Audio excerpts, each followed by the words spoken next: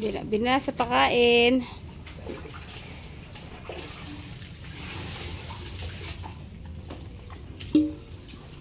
Oh, busog na.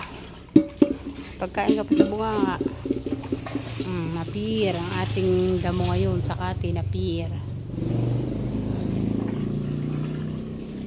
Nakaligo na ang dalawa. Nakangiti ka, boy.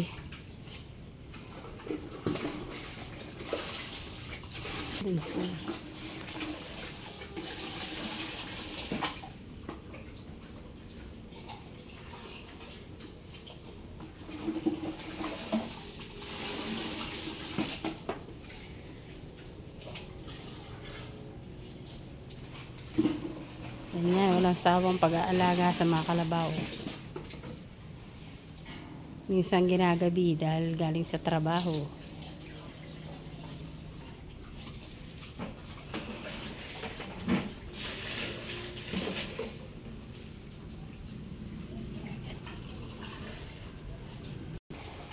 Yun na, tapos na. Ang butchokoy kumain. Ay, bukoy-koy.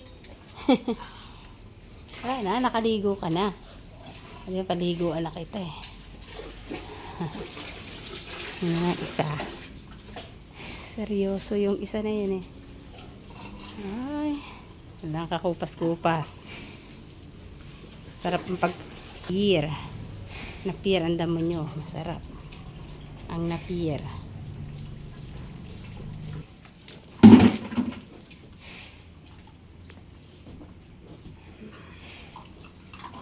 Nang kumain ang dalawa, tapos na rin maligo, ginabi. Magpapakain galing pa sa trabaho. Apir ang kanilang pagkain ngayong gabi, magdamag.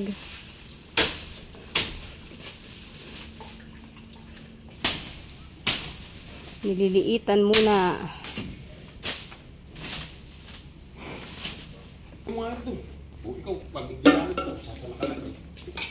Siyempre, sabi nga ng baboy.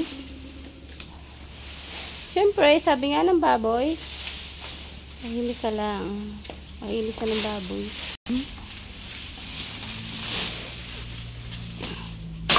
Hahaba na rin, ano. Magdadalawang buwan na yun eh. Napir na yan. Patanim doon.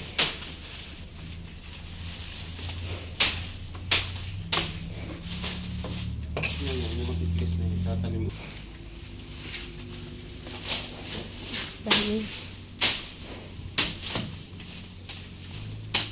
pinaliit pa yung mga damo. Anong hirap eh, tawang nahihirapan. Ano nga, kakainin na lang, kinukuha pa dun sa bukid.